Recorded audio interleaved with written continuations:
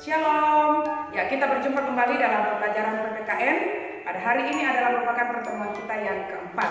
Itu artinya adalah pertemuan kita yang terakhir di materi bab 1. Nah, minggu kemarin kita sudah membahas tentang kasus-kasus pelanggaran hak dan pengingkaran kewajiban warga negara.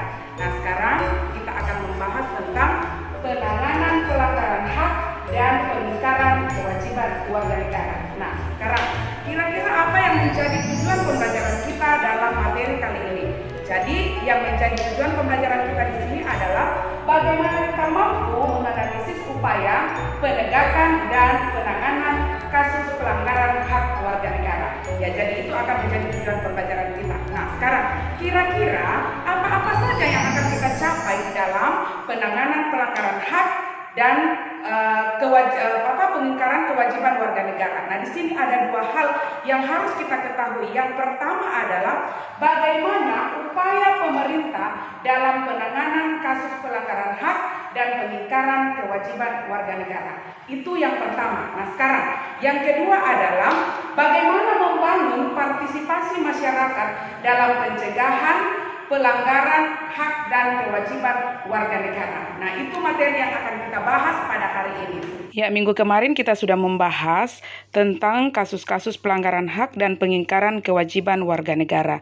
Nah, sekarang yang akan kita bahas adalah bagaimana penanganan pelanggaran hak dan pengingkaran kewajiban warga negara. Nah, yang pertama di sini adalah bagaimana kira-kira upaya pemerintah dalam penanganan kasus pelanggaran hak dan pengingkaran kewajiban warga negara. Nah, di sini ada beberapa upaya yang dilakukan oleh pemerintah kita untuk pencegahan dapat dilakukan untuk mengatasi berbagai kasus pelanggaran hak dan pengingkaran kewajiban warga negara.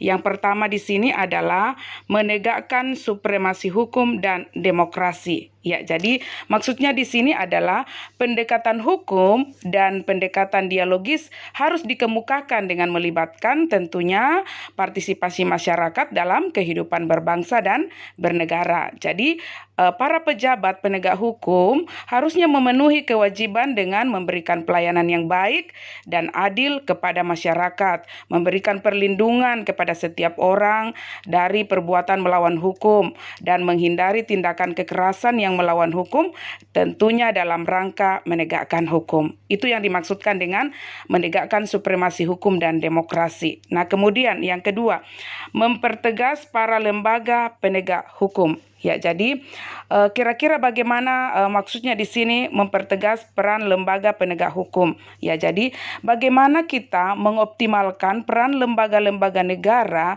yang berwenang dalam penegakan hak dan kewajiban warga negara seperti Komisi Pemberantasan Korupsi atau KPK. Kemudian ada lagi yang disebut dengan lembaga ombudsman. Ombudsman ini Republik Indonesia ya, yang seringkali kalau kalian melihat ada demonstrasi, kemudian di situ ada ditulis biasanya lembaga ombudsman Republik Indonesia. Kemudian ada Komisi Nasional Hak Asasi Manusia atau yang disingkat Komnas HAM, ada Komisi Perlindungan Anak Indonesia atau KPAI. Ya, jadi ini semua adalah disebut dengan lembaga-lembaga negara yang tentunya yang akan mempertegas dalam penegakan hak dan kewajiban warga negara. Jadi ini sangat penting ya, lembaga-lembaga ini sangat penting keberadaannya. Jadi bagaimana seoptimal mungkin mereka bekerja dengan baik sehingga tidak terjadi pelanggaran hak dan kewajiban warga negara. Ya, itu maksudnya. Nah, kemudian meningkatkan kualitas pelayanan publik. Nah, yang mana di sini yang dikatakan? Jadi peningkatan kualitas pelayanan publik ini tujuannya adalah untuk mencegah terjadinya berbagai bentuk pelanggaran hak dan pengingkaran kewajiban warga negara oleh pemerintah. Ya, jadi bagaimana pemerintah kita itu berupaya untuk memberikan pelayanan publik ya kepada masyarakat ya, supaya hal-hal tersebut akan mengurangi, setidaknya ya bisa mengurangi terjadinya pelanggaran hak dan pengingkaran kewajiban warga negara. Nah, kemudian meningkatkan pengawasan dari masyarakat dan lembaga-lembaga politik. Ya, jadi masyarakat dan lembaga-lembaga politik hendaknya turut melakukan pengawasan terhadap setiap upaya penegakan hak dan kewajiban warga negara. Ya, jadi luar biasa juga peranannya di sini ya. Jadi peranan masyarakat, kemudian peranan lembaga-lembaga politik itu harus bekerja sama untuk memberikan pengawasan supaya tidak terjadi pelanggaran hak dan pengingkaran kewajiban. Kemudian meningkatkan prinsip kesadaran berbangsa dan bernegara. Nah, ini upaya meningkatkan atau penyebarluasan prinsip-prinsip kesadaran berbangsa kepada masyarakat itu dapat dilakukan tentunya melalui lembaga pendidikan formal. Misalnya seperti kalian ya, jadi sekolah, perguruan tinggi itu disebut dengan lembaga formal. Kemudian ada juga yang non formal. Tentunya non formal itu seperti kegiatan-kegiatan keagamaan atau lembaga-lembaga kursus. Ya, jadi itu disebut dengan non formal. Ada juga yang disebut dengan informal, yaitu keberadaan keluarga. Ya, jadi harusnya ini bagaimana betul-betul bekerja sama dengan baik ya, supaya atau dioptimalkan peranannya ini sehingga bisa mencegah terjadinya pelanggaran hak dan pengingkaran kewajiban. Nah, sekarang meningkatkan profesionalisme lembaga keamanan dan pertahanan negara. Ya, jadi bagaimana upaya meningkatkan profesionalisme lembaga keamanan dan pertahanan negara. Ya, jadi dapat meminimalkan pelanggaran hak dan pengingkaran kewajiban warga negara karena semua pekerjaan atau tanggung jawab dilaksanakan sebagaimana mestinya. Ya, jadi kalau kita bekerja sesuai dengan profesi kita masing-masing, tentu itu akan membuat setidaknya kita bisa meminimalisir terjadinya pelanggaran hak dan pengingkaran kewajiban warga negara. Ya, karena kita masing-masing bekerja sesuai dengan ya tupoksi yang kita miliki. Ya, kemudian meningkatkan kerjasama yang harmonis antar kelompok. Nah, ini kadang-kadang ya sering terjadi di khususnya kita di Indonesia ya sebagai bangsa yang majemuk. Ya, jadi bagaimana meningkatkan kerjasama yang harmonis antara kelompok atau golongan dalam masyarakat. Nah, tujuannya ini adalah agar mampu saling memahami dan menghormati keyakinan dan pendapat masing-masing. Karena kita pahami bahwa karena kita ini memiliki keberagaman, baik itu keberagaman suku, agama, adat istiadat, etnis. Nah, ini kita harus bisa pahami. Jadi kita setidaknya harus bisa menerima keberadaan orang lain sekalipun itu mereka berbeda dengan kita, misalnya berbeda agama, berbeda suku, berbeda adat istiadat. Tapi bagaimana kita bisa meningkatkan kerjasama yang harmonis? Karena intinya bahwa kita semua ini keberadaannya sama, yaitu sama-sama warga negara Indonesia. Jadi tentunya bagaimana kita bisa menjaga negara bangsa kita dengan baik supaya tidak terjadi pelanggaran-pelanggaran atau hal-hal yang tidak diinginkan. Ya, jadi itu maksudnya ya. Ya, jadi ini beberapa peranan yang dilakukan atau beberapa upaya yang dilakukan oleh pemerintah kita di dalam penanganan kasus pelanggaran hak dan pengingkaran kewajiban warga negara. Nah, sekarang yang kedua. Bagaimana kira-kira kita mampu membangun partisipasi masyarakat dalam pencegahan terjadinya pelanggaran hak dan kewajiban warga negara? Nah, di sini kita akan melihat kira-kira bagaimana kalau misalnya itu terjadi misalnya di lingkungan keluarga. Ya, di sini bagaimana kita bisa mengetahui hak dan kewajiban. Ya, jadi kalau misalnya kita sebagai anggota keluarga, kita bisa tahu apa kira-kira yang menjadi tanggung jawab atau apa yang menjadi kewajiban kita, saya rasa tidak akan terjadi masalah. Ya, kadang-kadang kalau terjadi masalah ketika kita tidak tahu apa yang jadi hak kita dan apa yang menjadi kewajiban kita. Misalnya, tanggung jawabnya seorang ayah itu misalnya mencari nafkah untuk keluarga. Tapi justru dilakoni oleh ibu atau anak. Justru bapaknya ini Ya, masa bodoh dengan keluarga. Nah, ini berarti terjadi pelanggaran hak dan kewajiban, itu maksudnya. Ya, jadi kita sebagai anak kita harus tahu kira-kira bagaimana tanggung jawab kita atau apa kewajiban kita sebagai anak, apa yang menjadi hak kita. Begitu juga dengan orang tua. Kalau semua anggota keluarga menyadari yang mana menjadi hak dan kewajibannya, saya rasa tidak akan terjadi masalah. Ya, jadi lingkungan keluarga ini juga sangat berperan sekali untuk membentuk sikap dan perilaku setiap warga negara. Nah, kemudian kita akan melihat di lingkungan sekolah. Ya, ketika misalnya kita melihat ada teman yang berkelahi atau bertengkar, bagaimana caranya kita melerai atau mendamaikan kedua belah pihak? Jangan kita memihak salah satunya. Ya, jadi bagaimana kita menjadi penengah? Jadi kita harus menjadi orang yang netral. Tidak boleh kita memihak salah satunya karena intinya di sini adalah dua-duanya adalah teman kita. Ya, jadi kalau misalnya di lingkungan sekolah ini berperan dengan baik, saya rasa pelanggaran hak dan pengingkaran kewajiban itu tidak akan terjadi. Siswa tahu apa yang menjadi hak dan apa yang menjadi kewajibannya. Begitu juga Bapak Ibu guru juga tahu apa yang menjadi hak dan menjadi kewajibannya. Kalau semua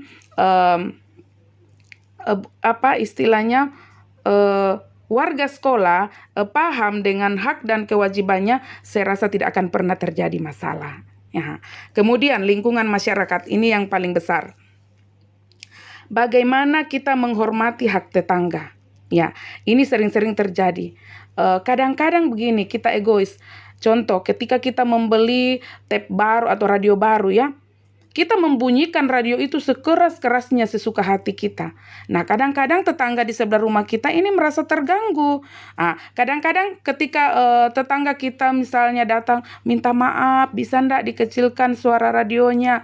Kadang-kadang kita merasa keberatan. Oh, ini kan radio saya beli pakai uang saya, bukan pakai uang kalian. Nah, tapi kita harus tahu bahwa di balik apa yang kita miliki itu ada juga hak orang lain, yaitu hak untuk mendapatkan ketenangan. Jadi intinya di sini adalah kalau kita mau diterima di masyarakat itu, maka kita harus bisa juga menghargai orang lain. Ya, kalau kita tahu menghargai orang lain, maka orang lain juga akan mampu menghargai kita. Khususnya kita bertetangga, karena tetangga itu adalah keluarga yang paling dekat dengan kita. Jadi harusnya kita menjalin hubungan yang baik dengan tetangga kita. Nah, kemudian lingkungan bangsa dan negara ini yang paling besar. Bagaimana kita mampu menaati peraturan perundang-undangan? Ya, jadi aturan-aturan yang sudah ada, bagaimana kita sebagai warga negara yang baik, kita mentaati aturan-aturan yang sudah dibuat. Ya, karena negara kita adalah negara hukum. Jadi tentunya kita harus belajar mentaati aturan-aturan yang ada di negara kita. Karena kalau di setiap negara tidak ada aturan, ya tentunya negara itu akan kacau. Ya, jadi kalau kita mau aman, kalau kita mau damai, maka tentunya kita harus mentaati aturan-aturan yang sudah dibuat. Ya, karena pemerintah kita juga membuat aturan, tentunya mereka sudah memikirkan baik buruknya aturan-aturan yang sudah ada. Ya, tinggal bagaimana caranya aturan yang kita sudah buat itu kita taati dengan baik. Bukan aturan itu dibuat untuk diinjak-injak atau untuk dilanggar, tetapi aturan dibuat itu adalah untuk dipatuhi. Ya, jadi marilah kita menjadi warga negara yang baik. Nah, ini adalah merupakan upaya pencegahan dan penanganan terhadap pelanggaran hak dan kewajiban warga negara. Ya, jadi tadi sudah ada upaya pemerintah dan sekarang bentuk partisipasi warga negara. Jadi tidak akan mungkin kita bisa melakukan penanganan terhadap pelanggaran hak dan pengingkaran kewajiban kalau hanya pemerintah saja yang bekerja. Ya, tetapi harus ada dukungan dari warga negara. Pemerintah bekerja didukung oleh warga negara, maka kita percaya akan terjadi pemenuhan hak dan pelaksanaan kewajiban sebagai warga negara. Nah, ini yang kita harapkan. Ya, jadi untuk materi kita di bab 1 ini Ibu rasa cukup ya. Jadi kita sudah 4 kali pertemuan ya, Ibu sudah membahas mulai dari apa yang dimaksudkan dengan hak warga negara, kemudian apa-apa saja hak warga negara itu, kemudian kewajiban warga negara, kemudian bagaimana tentang substansi hak dan kewajiban warga negara dalam Pancasila. Tentunya kita sudah terapkan sebagai di dalam nilai dasar, nilai instrumental, dan nilai praksis. Kemudian ada contoh-contoh kasus pelanggaran hak dan pengingkaran kewajiban warga negara. Nah, kemudian tadi kita sudah membahas bagaimana upaya di dalam penanganan kasus pelanggaran hak dan pengingkaran kewajiban warga negara. Ya, jadi tinggal anak-anakku baca bukunya, di situ materinya sudah ada di dalam buku, tinggal kalian baca-baca saja supaya bisa memahami materi kita dengan baik. Ya, jadi Ibu untuk materi bab 1, Ibu tidak akan adakan ulangan harian. Ya, jadi Ibu hanya akan memberikan tugas dan tugasnya nanti Ibu sudah siapkan di dalam classroom. Ya, jadi semua tugas Ibu masukkan di dalam classroom, kemudian nanti kalian akan kerjakan dan nanti di situ langsung dijawab ya. Di dalam classroom. Ya, kalau misalnya ada hal-hal yang mungkin anak-anakku kurang pahami, ya silakan nanti ditanyakan langsung saja sama Ibu ya, melalui grup PPKN. Ya, saya rasa untuk materi kita hari ini cukup saja ya. Ya, jadi nanti kita akan masuk dalam materi bab 2. Sebenarnya untuk materi semester ganjil itu hanya 2 bab. Tapi kenapa Ibu tidak terlalu menjelaskan sedetail mungkin, karena sebenarnya anak-anakku sudah pahami karena sudah ada dasarnya dari kelas 11. Kalian sudah belajar tentang hak dan hak asasi manusia dan kewajiban asasi manusia. Jadi untuk memahami tentang hak itu anak-anakku Ibu rasa anak-anakku sudah bisa paham. Ya, jadi sengaja Ibu menarik mempercepat materi supaya sebagian materi dari semester genap itu nanti mungkin 1 bab Ibu akan tarik ke semester ganjil, karena kalau semuanya nanti diajarkan di semester genap itu tidak akan tercapai. Ya, karena betul-betul di semester genap itu waktunya sangat singkat. Ya, jadi tinggal anak-anakku mempersiapkan diri dengan baik, kemudian ulang-ulang materinya ya supaya bisa memahami dengan baik. Jadi ketika ada soal yang muncul, kalian sudah bisa menjawab soal-soal itu dengan baik.